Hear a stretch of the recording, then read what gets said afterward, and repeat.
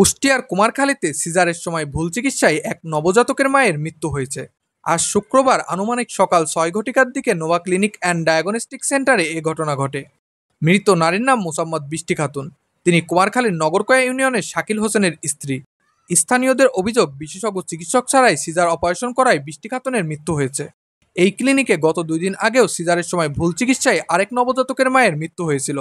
স্বাস্থ্য অধিদপ্তরের নির্দেশনা অনুযায়ী একজন রোগীর অপারেশনের জন্য একজন বিশেষজ্ঞ সার্জন, একজন অ্যানেস্থেসিওলজিস্ট, একজন এমবিবিএস চিকিৎসক সহ অন্যান্য জনবল আবশ্যক। এসব জনবলের অনুপস্থিতিতে কোনোভাবেই অস্ত্রোপচার করতে পারবে না সার্জন। স্বজন সূত্রে জানা গেছে, বৃহস্পতিবার রাতে প্রসবজনিত অস্ত্রোপচার করাতে বৃষ্টিকে নোভা ক্লিনিক অ্যান্ড ডায়াগনস্টিক সেন্টারে ভর্তি করায় তার পরিবার।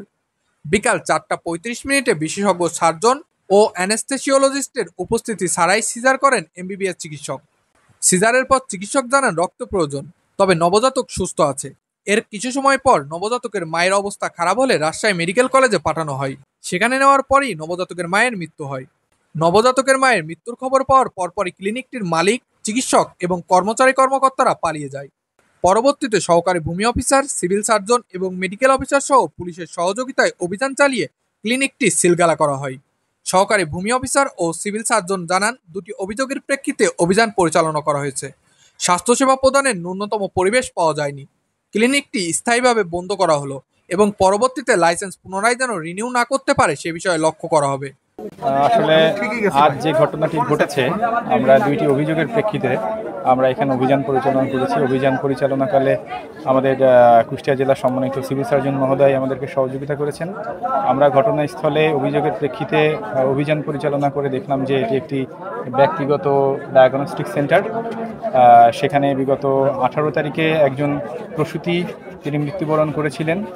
তখন এই ক্লিনিকের বিরুদ্ধে একটা অভিযোগ করা হয়েছিল এবং তার 3 দিন পরেই আজ আর একটি ঘটনা ঘটলো, যেটি আসলে অত্যন্ত অনাকাঙ্ক্ষিত এবং কোনোভাবে এটি গ্রহণযোগ্য নয়।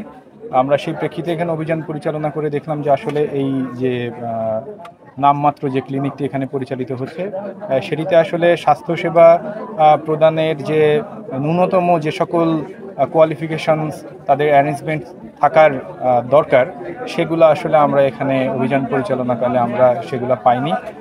যার কারণে আমার কাছে মনে হয়েছে যে এই প্রতিষ্ঠানটি আসলে স্বাস্থ্যসেবা প্রদান করে তাদের কার্যক্রম অব্যাহত রাখার আইনত তাদের আর কোনো অধিকার নাই।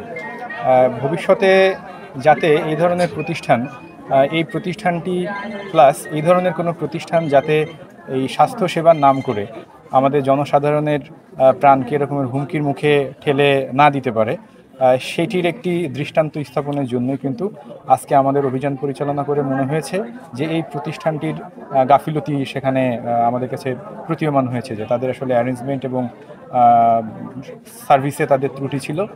ভবিষ্যতে এই প্রতিষ্ঠানটি যাতে এরকম স্বাস্থ্যসেবা নিয়ে কোনো ধরনের অনিয়ম না করতে পারে, সেহেতু আমরা এখানে এই প্রতিষ্ঠানটির সকল ধরনের কার্যক্রম আমাদের মোবাইল কোর্টের আওতায় আমরা স্থায়ীভাবে এটা সিলগালা করে দিই। আসলে আমাদের মোবাইল কোর্টের আওতায় যতটুকু আমাদের সীমাবদ্ধতা রয়েছে সেটি হচ্ছে, যিনি যখন কোনো অপরাধ সংঘটিত হয় আমাদের মোবাইল কোর্টের সামনে সংঘটিত অথবা উদ্ঘাটিত, এবং তাকে আমাদের মোবাইল কোর্টে ধৃত হতে হবে, মানে আমাদের মোবাইল কোর্টে তাকে উপস্থিত থাকতে হবে।